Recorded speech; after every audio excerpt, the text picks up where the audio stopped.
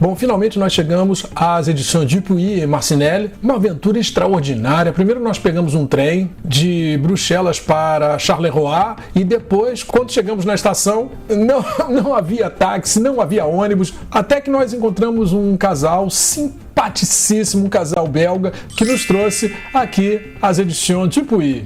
É um prazer, eu nunca tinha estado aqui e eu vou mostrar para vocês em detalhes esta editora sagrada, este templo sagrado da banda desenhada, que é a editora du Spirou. Et on va connaître tout cela.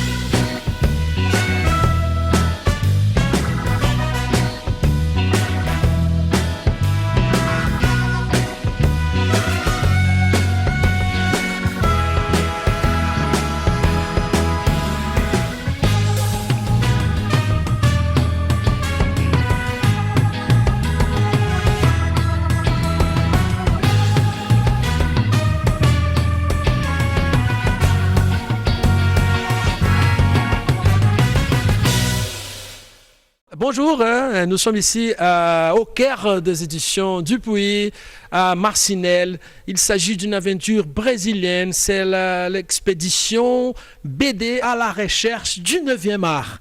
Et je suis ici avec Flore Balthazar. Flore Balthazar est l'autrice de Le Louvre. C'est un plaisir, c'est un plaisir extraordinaire d'être avec vous ici aux éditions Dupuy. Merci. Oui, c'est un plaisir aussi de répondre à vos questions. Voilà.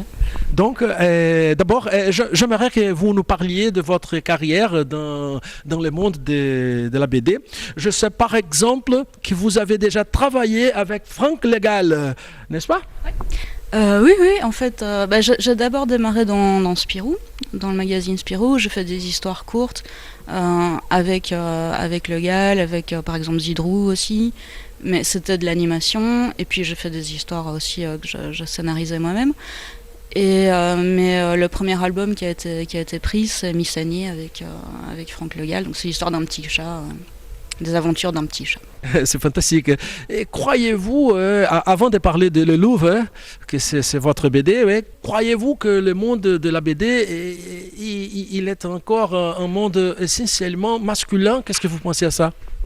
Je pense que c'est en train de changer, qu'on est de plus en plus, et que non seulement on est de plus en plus, mais en plus on a pris conscience qu'on était là, qu'on était nombreuses.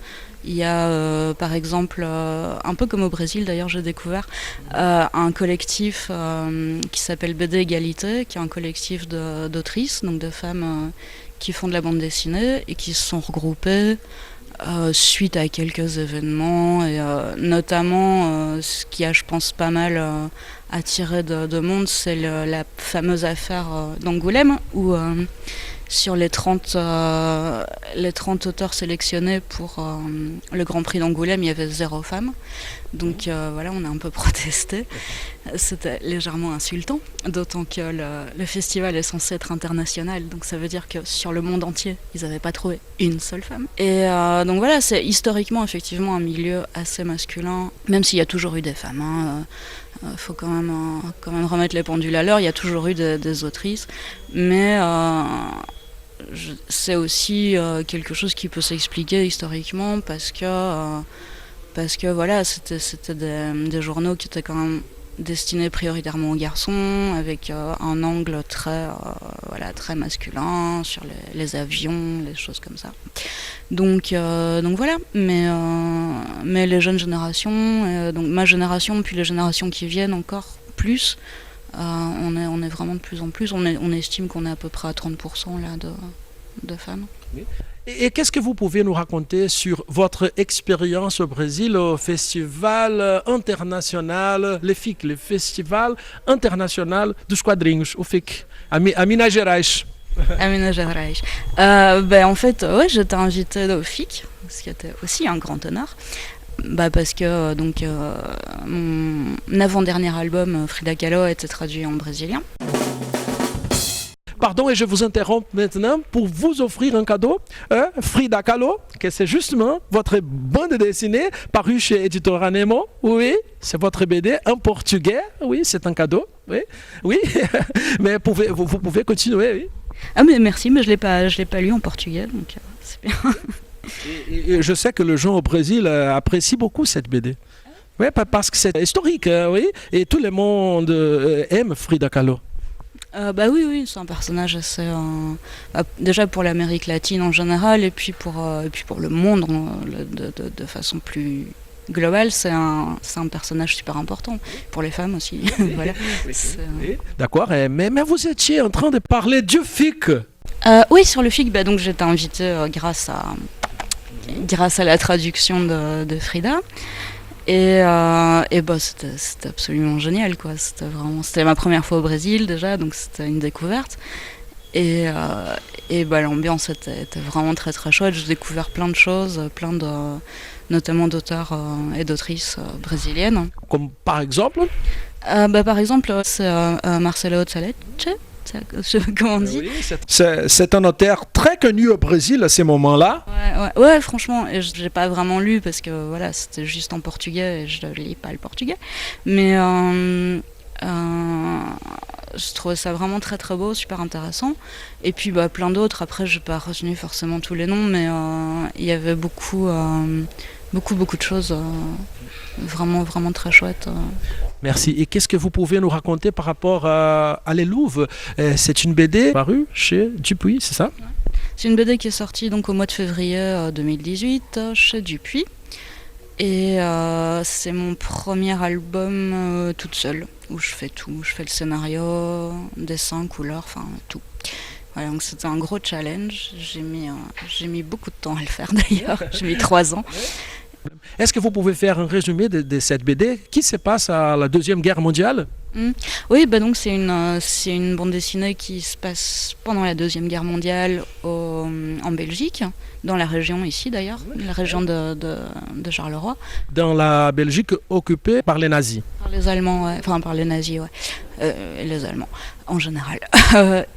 Donc en fait je suis partie de documentation familiale, donc je suis partie de lettres, de photos et aussi du carnet, du journal que tenait ma grand-tante pendant la guerre. Grand-tante qui a été en fait plutôt ma grand-mère qui nous a pas mal élevés. Et donc je suis partie de ça et puis aussi de toutes sortes d'autres documentations pour mettre en place en tout cas, ce que j'ai voulu faire, c'est une espèce de récit choral avec plein de possibilités, avec plein de façons d'être une femme à cette époque-là, quoi. Donc il y a évidemment ma grand-tante, mais il y a aussi sa mère qui, en fait, une de mes questions de base, c'était comment on fait quand on est une femme d'une quarantaine d'années en 1940 et qu'on a 5 enfants, un mari qui est prisonnier en Allemagne, qui va rester prisonnier pendant 2 ans en Allemagne, 2 boulots pour rejoindre les 2 bouts, quoi. Et voilà, comment ça se passe, quoi, concrètement, comment on trouve les patates, comment on trouve à manger, de quoi se nourrir, de quoi se vêtir, donc c'est aussi une forme de guerre, quoi, une forme de combat.